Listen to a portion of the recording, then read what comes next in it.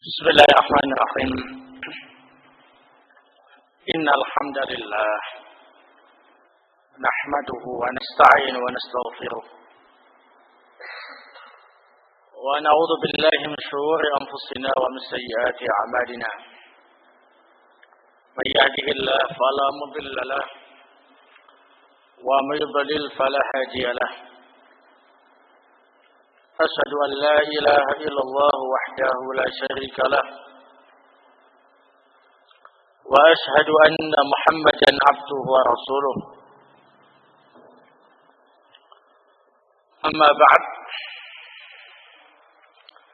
فإن أصدق الحديث كتاب الله تعالى وخير الهدي هدي محمد صلى الله عليه وعلى آله وسلم وشر الأمور محدثاتها وكل محدثة بدعة وكل بدعة ضلالة وكل ضلالة في النار أعاذني الله وإياكم من النار. Ikhwan fillah a'azakumullah, kita lanjutkan kajian hadis Jawami'ul Akhbar karya Syekh Abdurrahman Ibn Nasir As-Sa'di rahimahullah.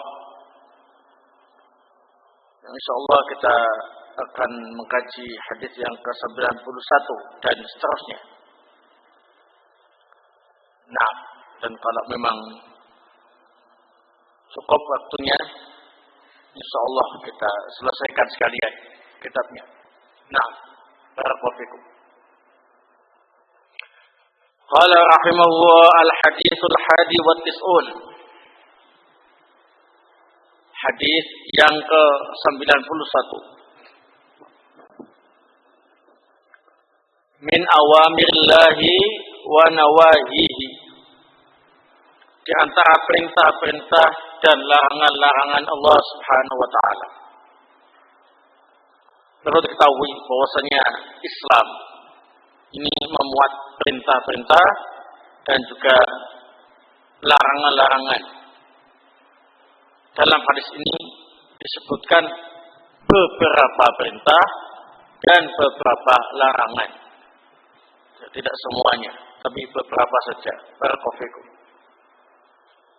An Abi Hurairah radhiyallahu ta'ala anhu qala qala Rasulullah sallallahu alaihi wa ala alihi wasallam. Dari Abu Hurairah radhiyallahu ta'ala anhu berkata, telah bersabda Rasulullah sallallahu alaihi wa ala alihi wasallam, "Inna Allah yarda lakum thalatha wa yakrahu lakum thalatha." Sesungguhnya Allah meridhai kalian melakukan 3 perkara dan membenci kalian melakukan 3 perkara yang lain. Fa yarda lakum an ta'buduhu wa la tusyriku bihi syai'a. Allah ridha kalian beribadah hanya kepada Allah dan tidak berbuat syirik sedikit pun. Wa an ta'tasimu bihablillahi jami'a wa la tafarraqu, dan kalian berpegang teguh dengan tali Allah seluruhnya, tidak terpecah belah.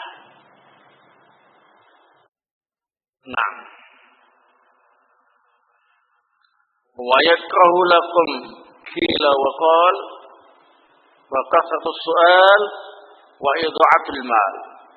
Dan Allah membenci kalian melakukan 3 perkara yang lain, yakni qil wa qal, kasratus su'al, dan idha'atul mal. Rawahu Muslim. Hadis ini diriwayatkan oleh Imam Muslim. Nah, dalam hadis ini ikhwan fillah a'azakumullah disebutkan 3 perintah dan 3 larangan. Perintah yang pertama adalah perintah untuk bertauhid dan meninggalkan kesyirikan. Ini merupakan perintah tertinggi dalam ajaran Islam. Nah, bahkan tauhid ini merupakan materi yang mendominasi Al-Quranul Karim. Sekalipun Al-Quran itu terbagi menjadi 3 bagian. Yang pertama terkait dengan tauhid, bagian kedua terkait dengan ahkam syar'iyyah, bagian ketiga terkait dengan al-qasas wal ahbar, tetapi semuanya tidak terlepas dari apa ini? Pembahasan seputar tauhidullah, tauhid kepada Allah, wa tarkus syirki, dan meninggalkan kesyirikan. Barakallahu fikum. Perintah yang kedua, wa an ta'tasimu bihablillahi jami'an.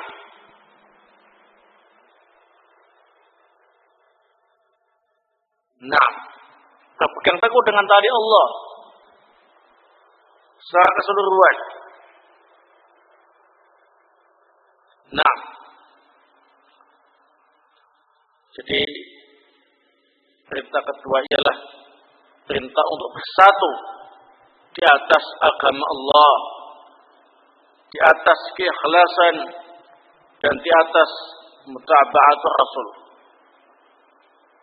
bukan di atas hizbiyah, persatuan di atas kelompok, organisasi, yayasan, atau partai politik, atau torikot. Nah, barakallahu. Tapi persatuan di atas agama Allah. Nah, yang didasari oleh keikhlasan dan mutaba'at Rasul. Kemudian yang ketiga, wala tafarraqu. Di sini Allah Subhanahu wa taala memerintahkan kita agar senantiasa menjaga persatuan. Tadi kan memerintahkan untuk bersatu. Kalau sudah bersatu, maka jangan kalian apa ini? Bercerai-berai kembali. Janganlah kalian bercerai-berai kembali. Waliyadzubillah. Nah, karena kalau kaum muslimin yang asalnya bersatu dengan kekuatan yang tangguh, kemudian bercerai-berai dengan sebab fitnah yang ditebarkan oleh syayatinul insi wal jin, maka akan hilang pamor al-haq dan akan melemah kekuatan kaum muslimin. Waliyadzubillah. Nah, sebagaimana bahaya yang naudzubillah min dzalik, sebentar lagi akan kita saksikan. Nah, saat akan adanya pilpres dan capres, ya. Nah, ini bahaya perpecahan mengancam kaum muslimin. Ya, masing-masing disemangati oleh semangat apa ini? Hizbiyah, semangat atas dasar partai dan jago politiknya. Nah, ini sangat mengkhawatirkan, ya. Baik, apalagi ketika kampanye. Nah, ini kita sangat khawatir sekali kaum muslimin betul-betul dipecah belah barisan mereka oleh tangan-tangan yang tidak bertanggung jawab. Nah, waliyadzubillah. Kemudian 3 larangan di sini disebutkan. Yang pertama ialah qil wa qal. Yang dimaksud dengan qil wa qal ini banyak maknanya. Di antaranya menyebarkan berita tanpa tabayun terlebih dahulu, tanpa tabayun dan tanpa tatabut, itu namanya qil wa qal, larangan. Setiap kali ada berita langsung masuk internet. Setiap kali dengar berita suntingan begitu langsung disebarluaskan lewat SMS. sekali ada berita langsung disebarkan lewat media yang lain. Barakofikum, tanpa ditasabuti, tanpa ditabayun terlebih dahulu. Berita itu benar apa tidak? Nah, kafa bil mar'i kadiba ayu haditha bikulli ma sami'a. Cukuplah orang dikatakan dusta dia berbicara dengan apa yang ia dengar. Nah, tanpa dicek terlebih dahulu. Wa kafa bil mar'i isma ayu haditha bikulli ma sami'a. Cukuplah seorang itu berbuat dosa menyebarkan berita tanpa tabayun setiap apa yang ia dengar. Barakofikum. Nah, termasuk qil wa qal. Nah, qil wa qal katanya. Ya. Saya katanya ini, tolong sebarkan. Saya katanya ini, dia begini, tolong sebarkan. Apalagi terkait dengan harga diri dan kehormatan sesama muslim. Barakofikum, ini dosa besar. Wa iyadzubillah. Ya, jangan sampai kita terjatuh dalam larangan qil wa qal. Nah, termasuk juga ialah menyebarkan berita-berita dusta. Kalau tadi kan menyebarkan setiap berita yang didengar tanpa dicek terlebih dahulu, benar apa salah, itu sudah termasuk qil wa qal. Yang ini tambah masuk lagi, ya, sudah tahu berita dusta, berita bohong, tapi dia sebarluaskan untuk supaya laris media massa yang dia terbitkan, ya. Nah, korannya biar laris. Nah, sebarluaskan. Barakallahu. Kemudian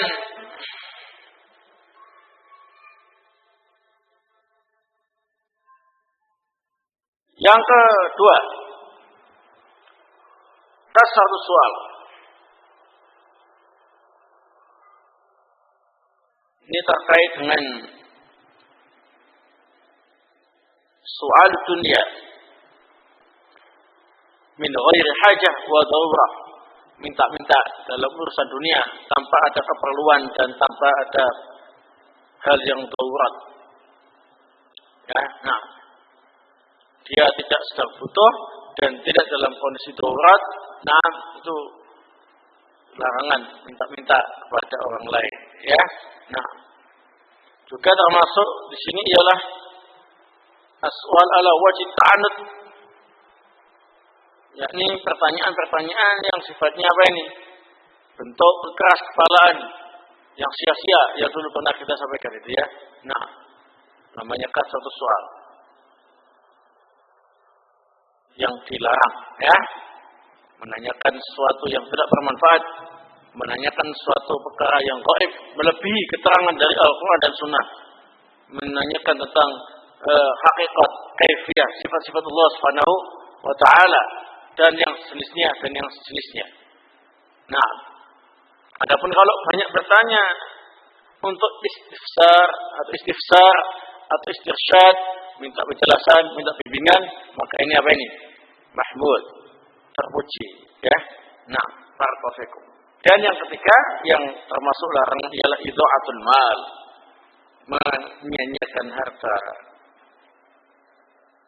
Yakni punya uang banyak tapi tidak dipakai untuk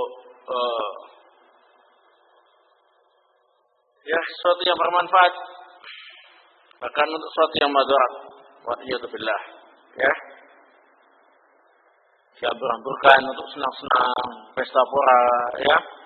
Nah, apalagi kalau nanti malam tahun baru, ya. Nah, uangnya banyak, diberikan trompet yang banyak, kemudian diberikan kembang api yang banyak, diberikan bom yang banyak.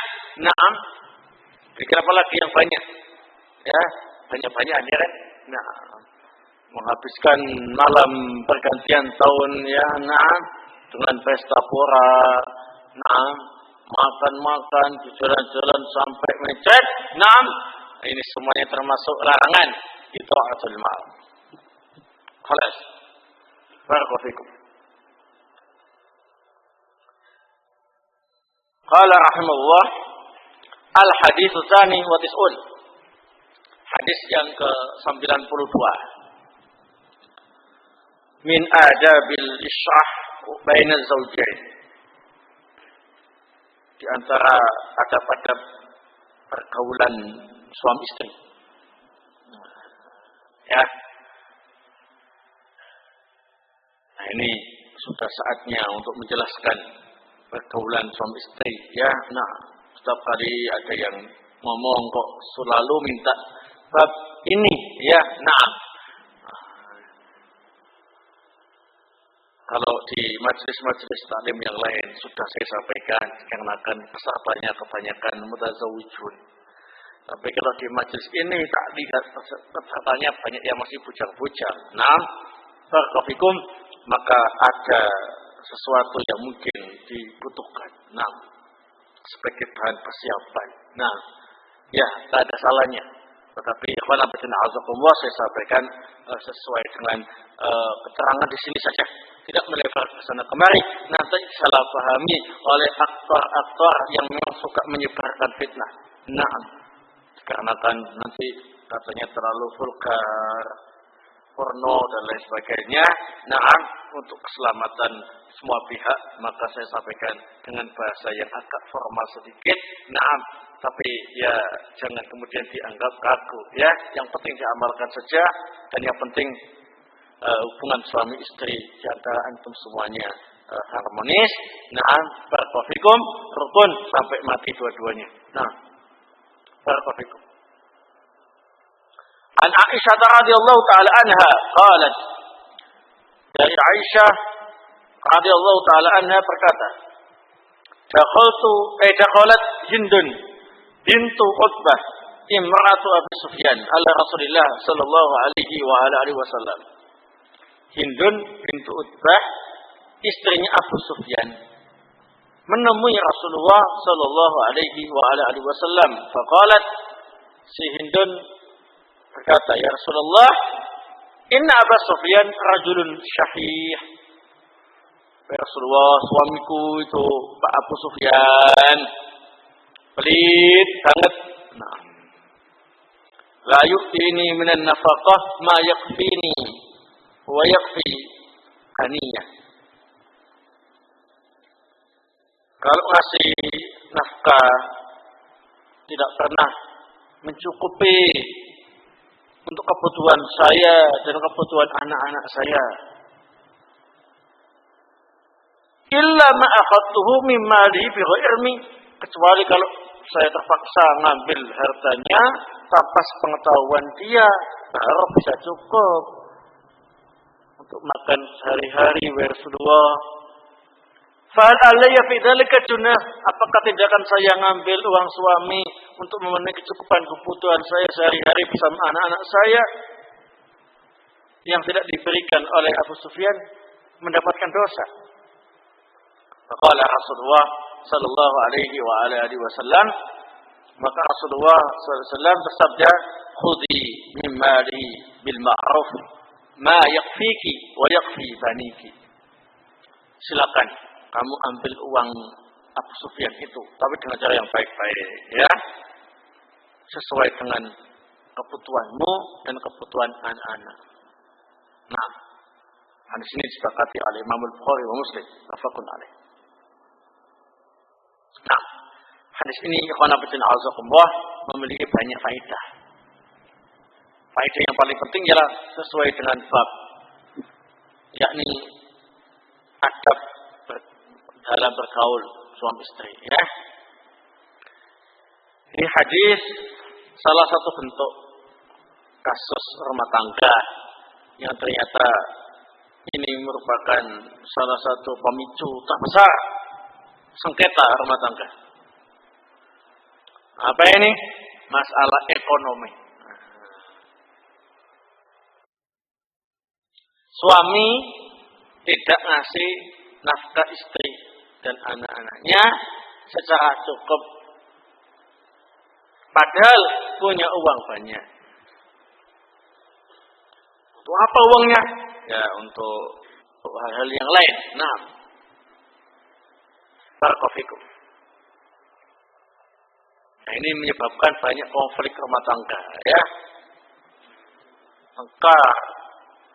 Istrinya itu melihat suaminya uangnya banyak, beliau penghasilannya lumayan, tapi gak pernah dikasih, ya, hanya marah, ya. Nah, suaminya merasa sudah ngasih, ya balas, suami itu gak kona, ya. Istrinya bantah, semua bahan baku naik, Pak. Kebutuhan semakin banyak. Nah, semua bahan-bahan makan naik semua, ini semua naik macam-macam, ya. Barakallahu hanya tengkar, putus, sudah. Nah, padahal sebetulnya bisa disiasati oleh kedua belah pihak. Sang suami, nah, itu harusnya mengecek kondisi di lapangan. Tabayun, apakah memang benar beras naik? Apakah memang benar minyak goreng naik? Apakah memang benar kebutuhan itu tidak cukup untuk sehari-hari anak dan istrinya? Kalau memang benar, ya tinggal tambahi saja, beres. Nah,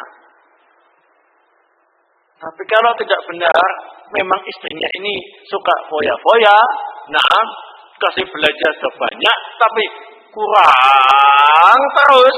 Nah, ini siasatnya ialah diberi nasihat agar qanaah. Ya, dilatih hidup sederhana kalau memang tidak punya, ya. Nah, seperti itu. Siasatnya. Bagi seorang istri juga harus punya siasat yang baik. Nah, kalau memang suaminya nggak mau tahu keadaannya, jangan langsung minta cerai, jangan langsung ngomel-ngomel. Nah, gampang. Ikuti saja langkah Hindun bintu Utbah. Yang ini diizinkan oleh syariat, ya. Nah, ambil uang suami Anda, ya. Nah, dengan cara yang baik, disesuaikan dengan kebutuhan yang kurang. Nah, ya. Suaminya merasa kehilangan uang, ya terus terang saja diambil, terpaksa, Pak. Karena kalau enggak makan. Itu. Nah, barakallahu. Biar suaminya merasa kalau selama ini nafkah yang diberikan itu memang sangat kurang, ya. Padahal dia mampu memberikannya. Barakallahu. Ya, siasat. Siasat untuk suami istri dalam mengatasi masalah apa ini? Ekonomi. Ya tadi itu. Ya ini hadis. Barakallahu. Paham ya? Kemudian dalam hadis ini, ikhwan fillah azakumullah, ada juga faedah tentang masalah pergaulan suami istri. Seorang istri harus tetap sabar dalam menghadapi kekikiran suami.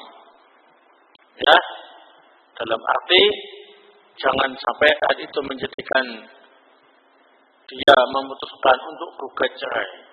Ya, nah, karena belum tentu kalau kemudian betul-betul dicerai dapat suami yang lebih dermawan, bisa jadi lebih kikir nanti dapatnya. Cerai lagi, begitu lagi. Nah, nggak sabar. Kalau dengan suami yang pertama saja nggak sabar, maka bagaimana dengan suami yang kedua nanti yang bisa jadi lebih kikir lagi. Nah, barakallahu. Akhirnya jadi perempuan yang terkenal gugat cerai. Ya, nah, barakallahu. Sabar. Karena Rasul nggak memberitakan, dah minta saja cerai sama si Abu Sufyan. Wah Hindun, lah. Tapi diizinkan untuk ngambil sedikit. Ya, bil ma'ruf dengan cara yang baik. Tidak kemudian ngambil sebanyak mungkin. Ya, sampai suaminya merasa dirugikan. Ya, nah, sedikit yang terasa. Karena banyak kalau 100 juta diambil cuma 100.000 kan nggak terasa ya. Nah, terasa nggak? Oh nggak terasa. Masa dihitung lagi. Dalika, ya. Kalau uangnya 1 juta diambil 85 juta, nah berlebihan. Ya, suaminya bisa marah besar, ya. Nah, jadi di sini ada teknik yang diajarkan oleh Rasulullah. Nah, agar dalam pengambilan uang suami tanpa diketahuinya dalam hal untuk memenuhi kebutuhan pokok yang merupakan kewajiban suami sebetulnya, ya. Nah, itu harus dengan teknik yang lemah lembut, dengan cara yang baik, yang bisa menjaga perasaan apa ini? Suami. Cari saat yang tepat. Uangnya suami kadang kan belum gajian, diambil langsung, wah, bisa langsung panik dia. Kalau lagi gajian uangnya lebih banyak, diambil sedikit. Besok kok ada lagi tambah banyak, diambil sedikit. Gitu, ya. Nah, barakallahu. Apakah termasuk mencuri? Lah, karena itu sebetulnya ialah hak anak dan istri. Ya, mereka mengambil haknya. Ya, nah, yang harus diberikan oleh suami, suaminya nggak mau ngasih, ya diambil oleh pihak yang memang punya hak, ya kan? Nah, barakallahu. Kemudian dalam hadis ini juga terdapat tentang ada berislam, ada pergaulan suami istri. Apa itu? Nah,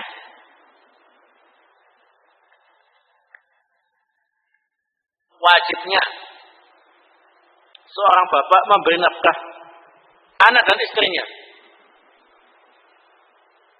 Dan yang menjadi menanggung jawab nafkah anak itu ialah bapak, bukan ibu. Nah, jangan bilang kita bagi ya, 2 orang anak saya yang nanggung, 2 yang lain kamu yang nanggung, ya, seimbang kan? Enggak, tapi harus semuanya. Anak-anakku saya tanggung, gitu, ya. Kewajiban bapak itu nanggung nafkah anak istri, wajib. Kalau nggak dikasih dosa itu sesuai dengan yakni kebiasaan masyarakat setempat antara sedikit dan banyaknya, ya. Nah, kalau memang di Indonesia ini 1 bulannya di desa 1,5 juta lah, sudah cukup lah, ya. Makan saja, makan sama-sama minum, ya, cukup lah, insyaallah.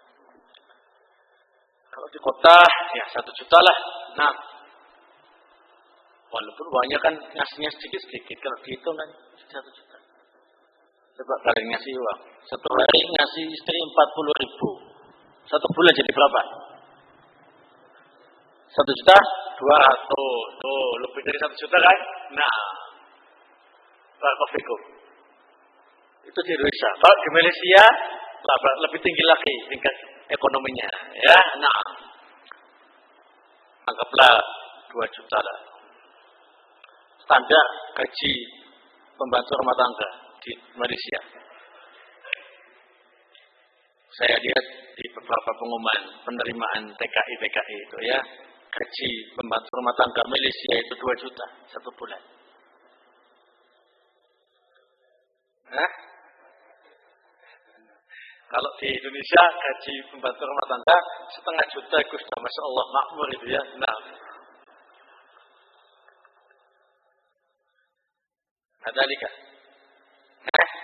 Di Malaysia 2 juta. Tapi dilihat di sana nasinya, lauknya, kebutuhan sehari-harinya lebih besar.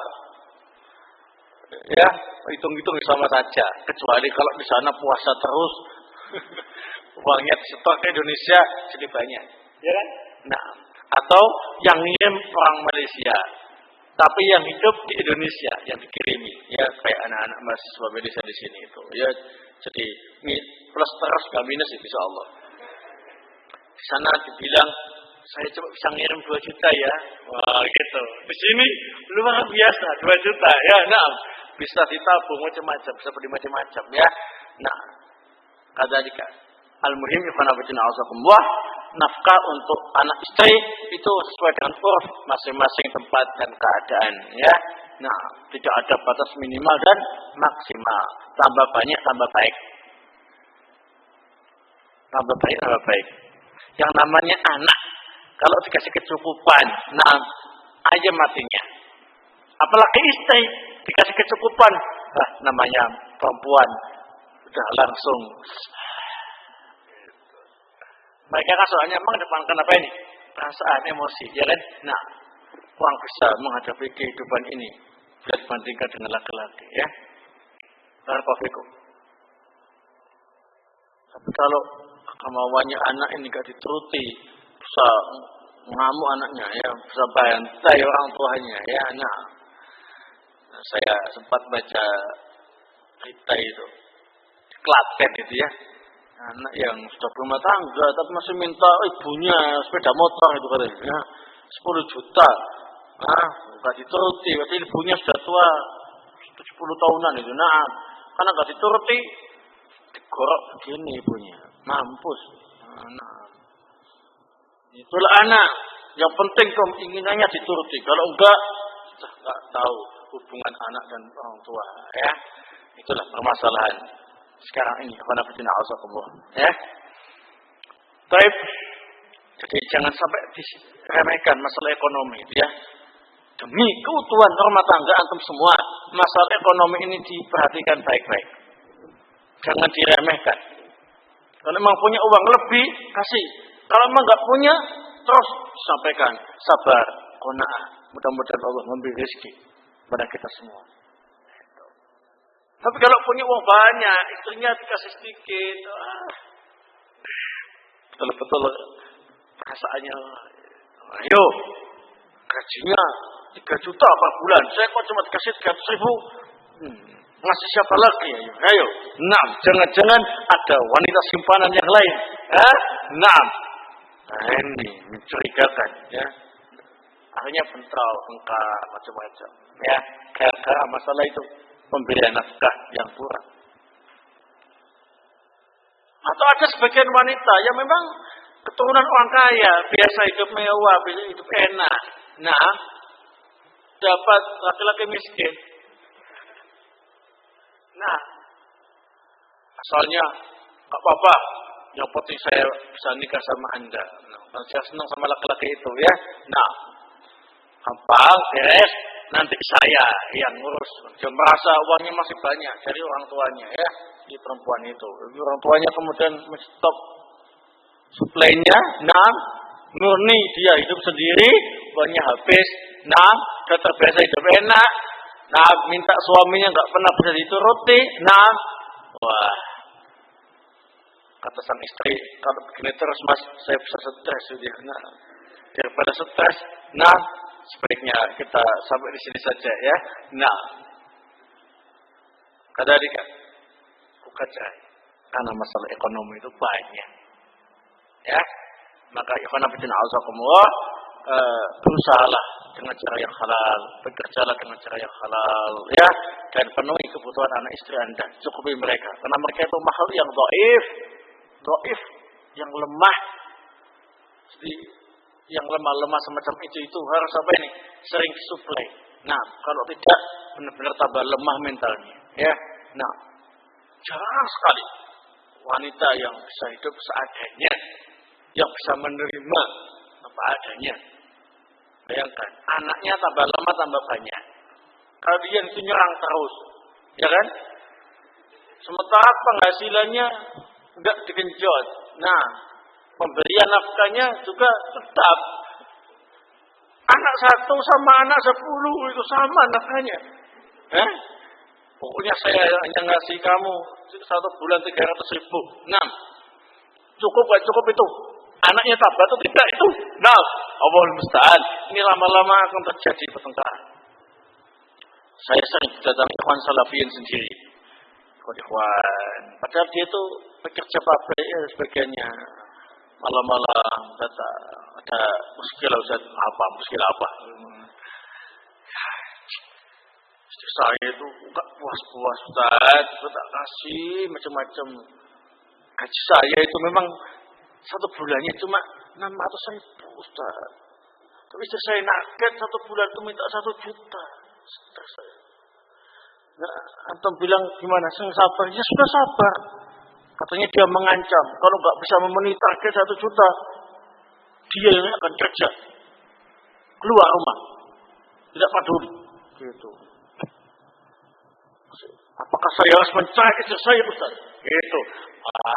Nah, kalau bahasa cerai bukan ke sini alamatnya. Ya, nah, saya memang bukan tim sukses cerai mencerai. Nah, karena saya di sini tugasnya ialah bagaimana bisa mengislahkan baina zaujain. Itu komitmen saya. Kalau urusan cerai mencerai, jangan ke sini. Tapi kalau minta supaya bagaimana bisa rukun ke sini, saya akan membantu semaksimal mungkin. Tapi urusan cerai mencerai, jangan ke sini. Nah, barakallahu fikum. Nanti saya dituduh, ya, kambing hitam, ya, suruh cerai mencerai. Barakallahu fikum.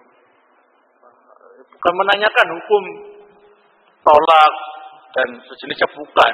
Tapi bagaimana? Apakah saya harus mencerai istri saya? Nah, itu langsung masuk internet, masuk macam-macam. Ya, saya dapat fatwa dari Ustadz Fulan, bahwasanya saya harus mencerai kamu, dia. Nah, ya, gitu. Awal musta'an. Saya nasihati, ya. Baik, kalau begitu Anda harus mencari kerja sampingan. Gaji 600 nggak cukup, karena memang daerah Anda mahal. 6, wajar. Namanya istrinya belum taklim. Ini masih baru, suaminya baru taklim, ya. Nah, orang semacam itu hatinya masih lemah, harus dijinakkan, dilunakkan. Gimana caranya? Cari usaha sampingan. Nah, tanpa meninggalkan kewajiban syariat. Tetap kerja jadi buruh pabrik. Nah, tambah sampingan, jual-jual apa, madu apa, jual kacang apa, jual apa. Nah, gimana caranya? Ya, bawa ke pabrikmu. Nah, banyak karyawan. Nah, titip di kantinnya, titip di teman-temannya, ya. Nah, seobat covid. Nah, kemudian Allah Subhanahu wa taala memberi kelancaran. Alhamdulillah, orangnya enggak ada lagi. Saya lihat ya, sampai bawa anaknya tadi. Ya, yang penting di sini. Ya, tidak dia jawaban enggak, ya. Nah, alhamdulillah, ya, masih belum terdengar lagi kata. Nah, sebelumnya banyak sekali, Masya Allah. Ya. Banding-bandingkan dengan suami pertama yang meninggal dunia, yang kaya. Ya, suami saya dulu itu, Masya Allah baik sekali begini-begini. Mamanya laki-laki begitukan, itu kan marah dia. Nah, apalagi dimintai nggak bisa ngabulkan, dia nggak punya penghasilan yang banyak, ya kan marah. Akhirnya tengkar. Akhirnya apa yang terjadi? Gugat cerai. Dulu terjadi macam-macam pertengkaran sana kemari. Wah, ternyata kalau ditelusuri itu masalahnya ini. Ekonomi nafkah, ya. Nah, makanya kalian itu jangan asal senang nikah itu, ya. Nah, al-ba'ah, itu persiapkan ba'ah maliyah. Bukan hanya sekedar ba'ah badaninya saja. Badaninya kalian tiap hari sudah olahraga supaya sudah biasa nih. Ba'ah maliyah, persiapan sisi keuangan itu harus dipersiapkan. Nah, rezeki tangan Allah kita persiapkan untuk menghadapi segala kemungkinan. Ternyata setelah menikah pertamanya sudah cukup, lama-lama bangkrut jadi orang miskin, itu semuanya serahkan kepada Allah Subhanahu wa taala. Yang penting semula kita punya komitmen untuk mencukupi kebutuhan anak orang, ya. Nah, ini baru permasalahan sama istri sama anak, belum bermasalah sama mertua. Nah, mertua berkunjung ke rumah Anda, anaknya kurus-kurus, nah istrinya krempeng, nah dibilang kekurangan gizi, orang tuanya kan kaya, orang tua istri marah sama kita. Nah, kamu itu laki-laki dasar nggak bertanggung jawab. Sudah, istrimu sama anakmu ikut sama saya. Nah, sampai kamu mapan, baru bisa ngambil anak dan istrimu. Gitu. Akhirnya gak cuma tengkar sama istri, tengkar sama mertua. Nah orang kayak gini itu kalau lama-lama dibiarkan sendirian, nggak ada yang kasih pengarahan, bisa stres, bisa futur takdimnya. Ya, nah masalah apa itu? Ekonomi. Nanti gak khatam kalau di sini terus. Ya. Nah, hadisnya masih banyak. Bahas ini gak khatam insyaallah. Barakallahu. Baik. Kemudian dalam hadis ini juga ada faedah yang lainnya ya. Bahwasanya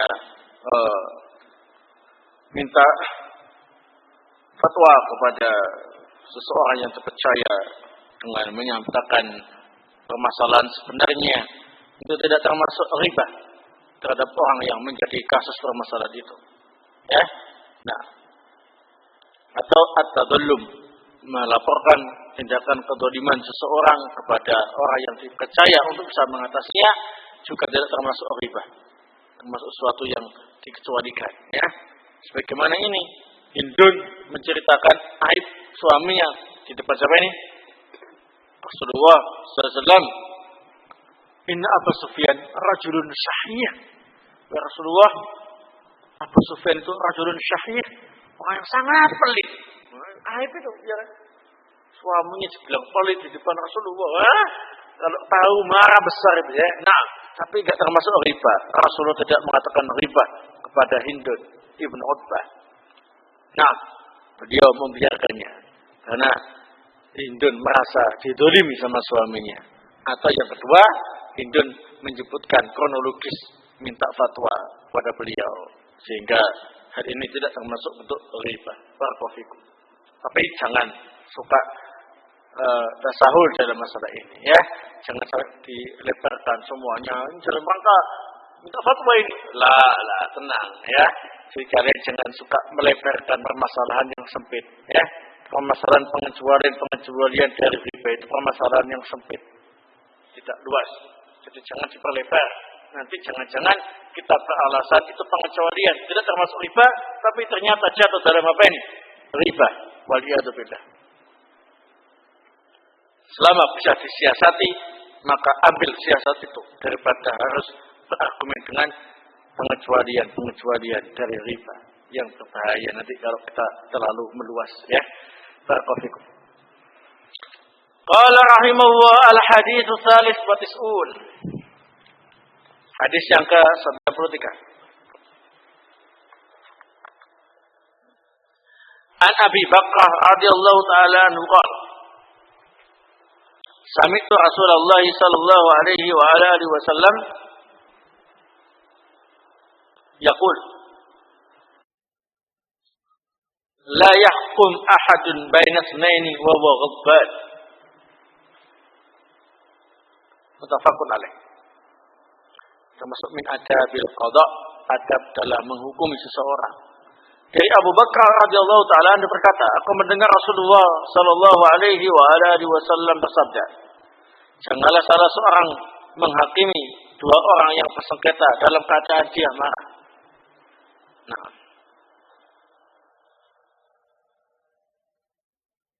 baik. Jadi ini terdapat faedah hakim, baik hakim resmi atau hakim dalam masalah-masalah yang kecil, ya. Nah, ini pihak yang menjadi penengah di antara dua orang yang bersengketa, janganlah menyelesaikan persengketaan itu dalam keadaan dia ini marah kepada salah satu pihak. Dia harus menjadi orang yang tenang, netral, dan bisa mendengarkan keluhan kedua belah pihak sehingga bisa memutuskan dengan apa ini? Adil. Kalau memutuskan dengan marah kepada salah satu pihak atau marah kepada mereka berdua, itu biasanya keputusannya tidak apa ini? Adil, sehingga dilarang. Namanya saddu dzari'ah. Sebelum terjadi dilarang oleh agama. Makanya hakim-hakim itu kalau memvonis sesuatu atau mengadakan pengadilan, menggelar pengadilan, nah ini kondisinya harus benar-benar terjaga dari condong kepada salah satu pihak, kondisinya stabil, tidak dalam kondisi apa ini? Marah. Ini juga ada faedah bahwasanya hakim itu harus punya mental yang membaca, tidak cengeng, tidak dipenuhi oleh perasaan atifiah, kasihan. Yang salah itu pintar siasat, nangis-nangis, Mbak Hakim, saya ini orang miskin, gitu. Akhirnya hakimnya ikut nangis.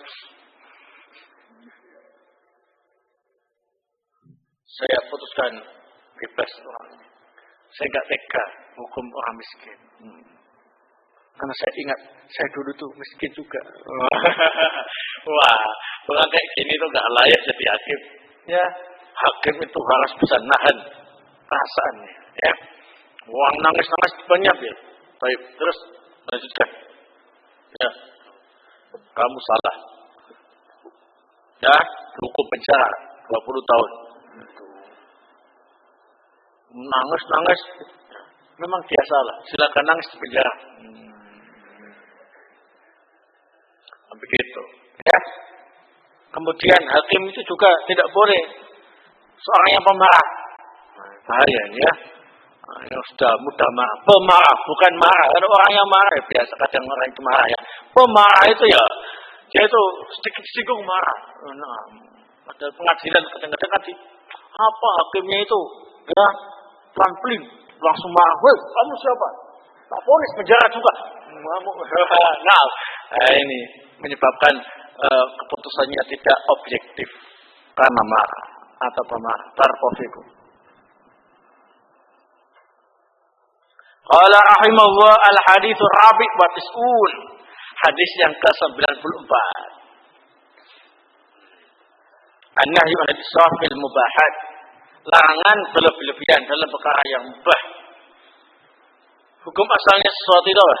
Mubah, ya kan? Tapi enggak boleh berlebihan. Makan, minum boleh, ya kan? Mubah. Tapi jangan berlebihan. Kemudian sekali minum 1 galon. Nah, itu enggak boleh. Nah, sekali makan itu 5 piring. Nah, berlebihan, ya, itu enggak boleh. Baju itu, yang sebetulnya cuma 100.000 sudah bagus. Baju, dia beli 100 juta. Wal musta'an. Uang 1 juta dipakai untuk 1 setel baju. Baju apa itu? Nah, berlebihan, ya kan? Nah, hukum asalnya kan boleh, tapi itu berlebihan. Uangnya bisa dipakai untuk yang lain yang lebih bermanfaat. Barakallahu fikum. Ya, nah, kadzalika. An Amr ibn Shu'aib an Abi an Jaddi qala. Dari Amr ibn Shu'aib, dari bapaknya, dari kakeknya, ia berkata, qala Rasulullah sallallahu alaihi wa ala alihi wasallam, telah bersabda Rasulullah sallallahu alaihi wa ala alihi wasallam, kul washrab walbas wa tasaddaq min ghairi sarafin wala makhilah. Silakan makan, silakan minum, silakan pakai pakaian, silakan bersedekah, tapi tidak boleh berlebihan dan tidak boleh disertai unsur kesombongan. Hadis ini diriwayatkan oleh Imam Ahmad, Abu Dawud, wa allaqul Bukhari, dan diriwayatkan oleh Imam Bukhari secara muallaq. Naam. Jadi dalam hadis ini terdapat faedah tentang apa ini? Al-adl fi tadbiril mal. Seimbang dalam mengatur keuangan. Nah,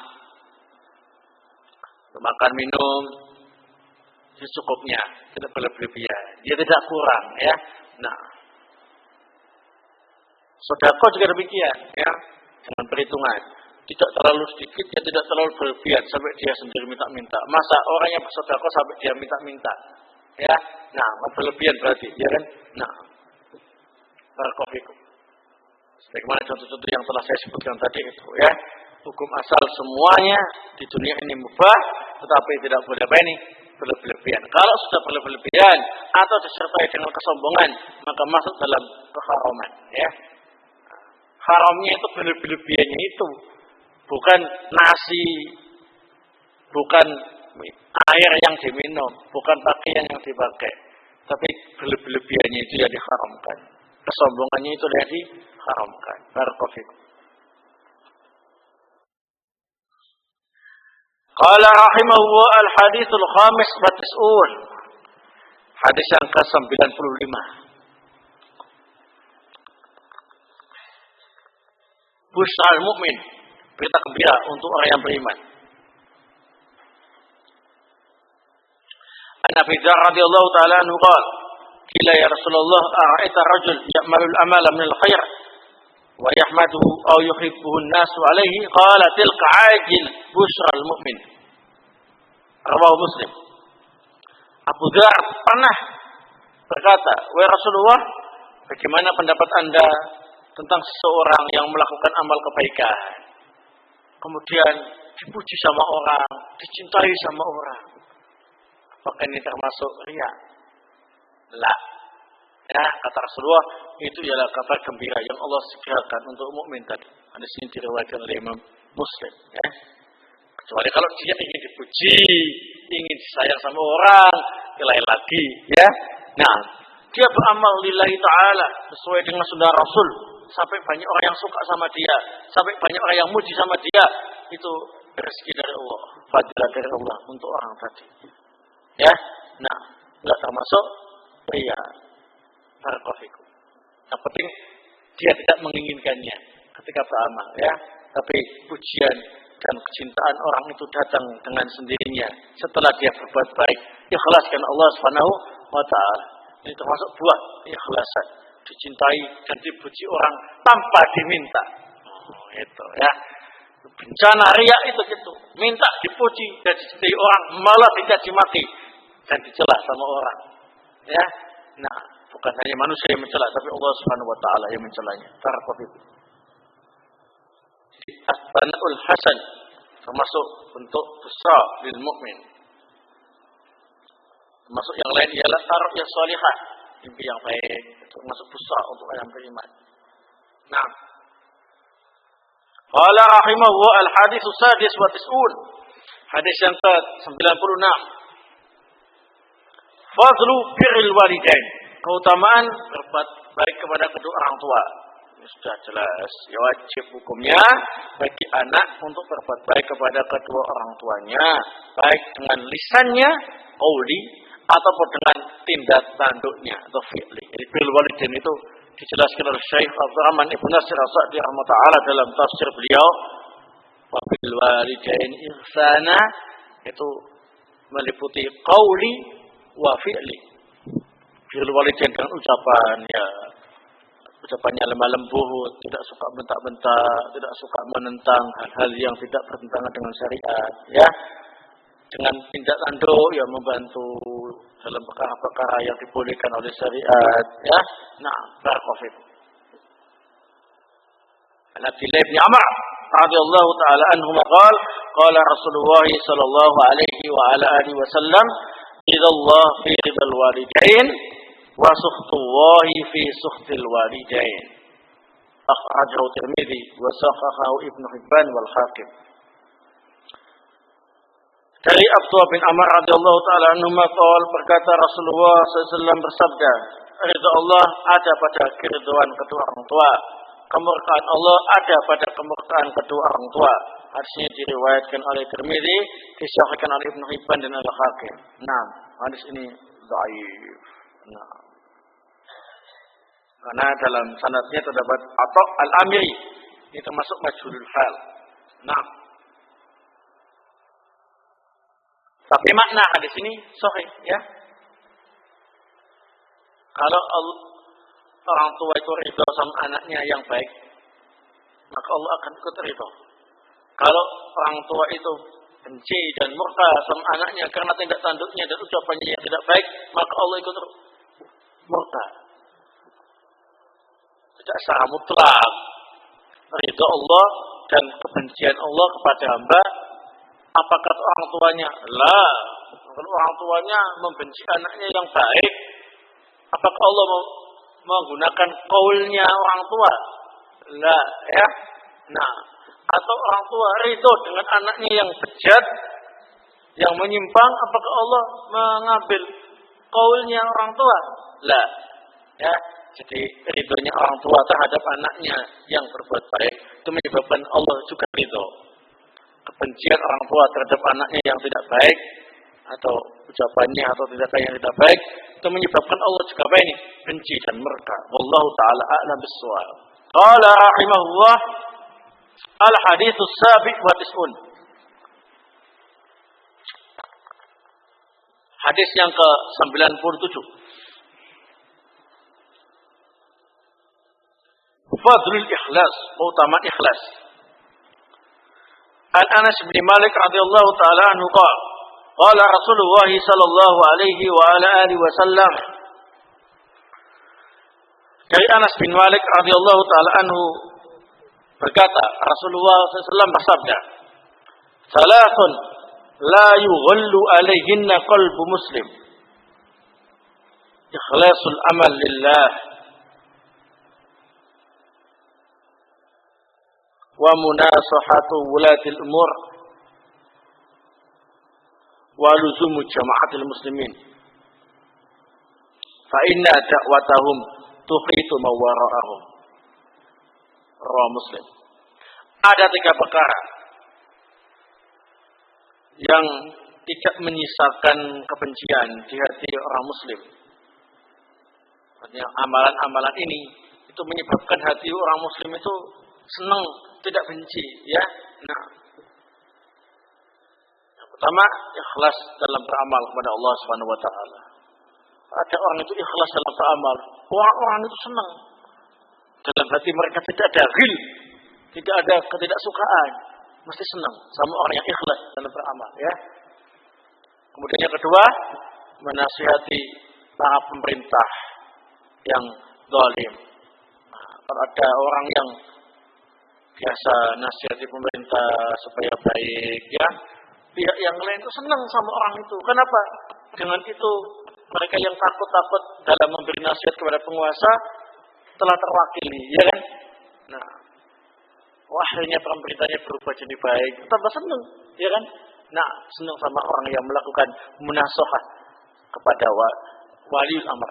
Namanya ada kaidah-kaidahnya bagaimana cara memberi nasihat kepada penguasa, ya. Nah, yang ini sembunyi-sembunyi, empat mata, tidak disebarluaskan di depan umum, ya. Tidak mencari nama baik pemerintah di depan umum. Karena termasuk al-khuruj bil lisan. Khuruj ala sultan bil lisan namanya. Memberontak kepada penguasa dengan lisan. Di antaranya tadi itu. Membongkar kejelekan pemerintah di depan umum. Menjelek-jelekan kehormatan pemerintah di depan umum. Nah, itu bukan nasihat, itu namanya takyir, menyebar aib. Barakallahu. Kemudian luzumul jama'atil muslimin, dia tetap memegang teguh jamaah kaum muslimin, tidak fanatik hizbiyah, ya. Pimpinannya ialah pemerintah, ya. Nah, menjaga kebersamaan kaum muslimin, ya. Nah, barakallahu. Senang sama orang, tapi kalau dia itu pimpinan kelompok tertentu, organisasi tertentu, yang senang ya anggota-anggota organisasinya saja. Yang lainnya enggak suka, itu bukan anggota partai saya, bukan anggota apa ini, organisasi saya, gitu. Tapi kali ini meninggalkan semua bentuk hizbiyah dan memegang teguh jamaatul muslimin. Nah, semuanya orang senang. Enggak ada ghil di hati seorang muslim. Sesungguhnya doa mereka tuhitu mawarahum, meliputi orang yang di belakang mereka. Rawahu Muslim. Baik. Sebaliknya, kalau kita ini bertindak kebalikan dari 3 perkara itu, wah sudah, ya. Jadi hati setiap muslim itu akan tidak suka, ya. Nah, barakallahu fikum. Qala rahimahullah al-hadits ats-tsamin wa tis'un. Hadis yang ke-98. Qillatu ahlil kamal wal fadl.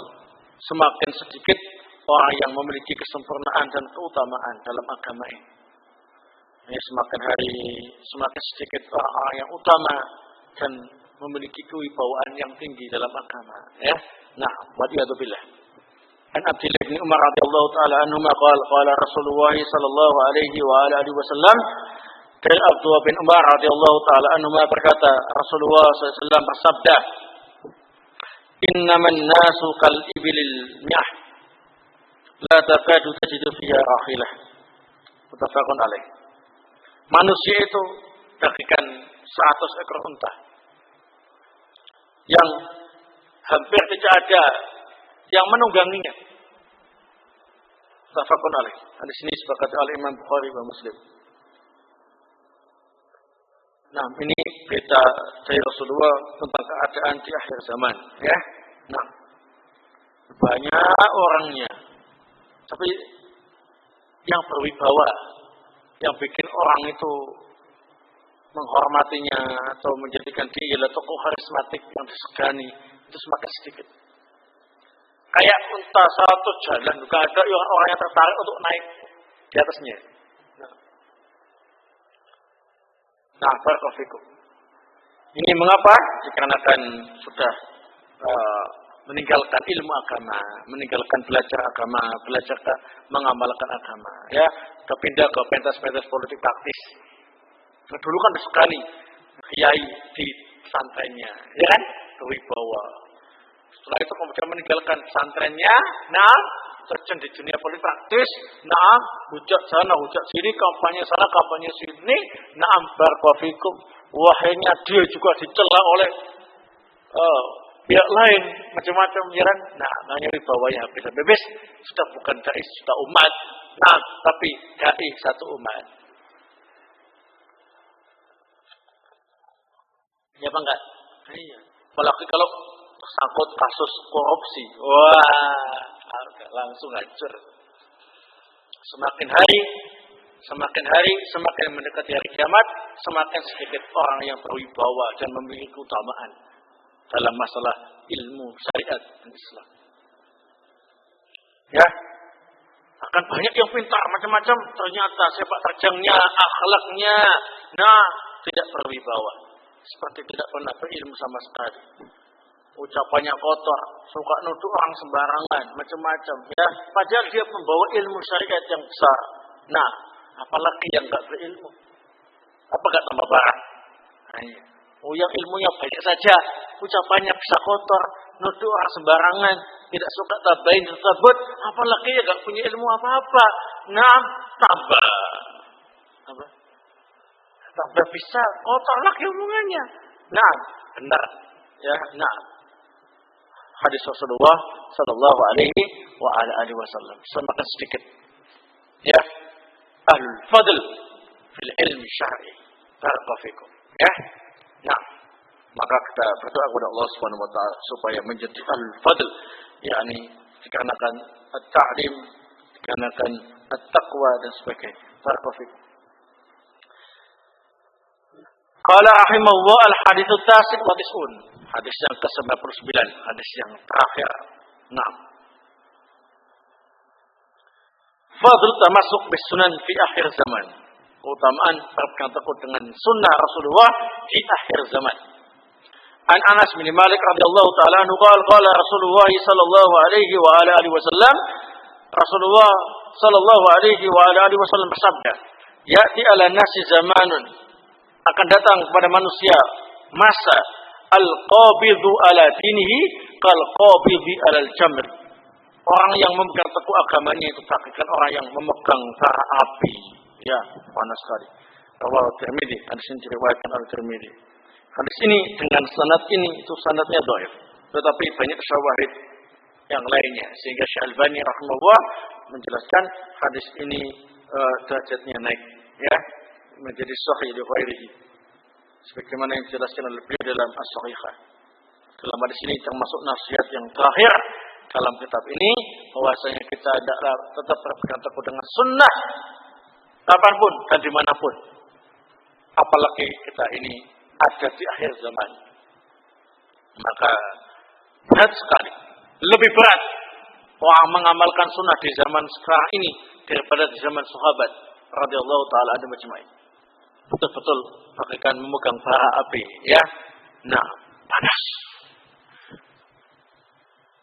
Jenggotnya dipelihara sedikit, langsung kambing begitu. Telinganya jadi panas. Celananya, sarungnya diangkat sedikit saja dari mata kaki, langsung banjir. Panas. Wanita muslimah menutupi semua auratnya, ninja, panas. Pokoknya di akhir zaman ini melaksanakan sunnah apa adanya itu berat sekali. Bagaikan memegang apa ini? Api. Maka ikhwan fillah azakumullah, saya nasihatkan kepada diri saya pribadi dan antum semuanya untuk selalu berpegang teguh dengan sunnah Rasulullah sallallahu alaihi wa ala alihi wasallam. Mudah-mudahan kita dimatikan oleh Allah Subhanahu wa taala di atas Islam was sunnah sebagaimana doa Imam Ahmad bin Hanbal rahimahullah. Ya, Allahumma amitni 'alal Islam was sunnah. Ya, Allahumma tawaffani 'alal Islam was sunnah. Nah, barakallahu fikum. Ini adalah hadis yang terakhir dalam kitab Jawami'ul Akhbar karya Syekh Abdul Rahman Ibn Nasir As-Sa'di rahimahullah. Semoga bermanfaat apabila dalam penjelasan saya mulai hadis pertama sampai hadis yang ke-99 ada kesalahan dan kekurangan, itu semuanya ialah bersumber dari saya sendiri dan juga kemudian dari syaitan. Saya beristighfar bertobat kepada Allah Subhanahu wa taala dan siap dikritik dan siap dikoreksi siapapun yang memang ingin memperbaiki keadaan diri saya. Nah, dan apabila ada faedah dan manfaatnya, itu semuanya ialah karunia dari Allah Subhanahu wa taala. Semoga kita semuanya bisa mengamalkan dengan sebaik-baiknya. Wassallallahu ala nabiyyina Muhammad wa ala alihi wa sahbihi wasallam. Walhamdulillahirabbil alamin. Subhanaka hamdika asyhadu an la ilaha illa anta astaghfiruka wa atubu ilaik.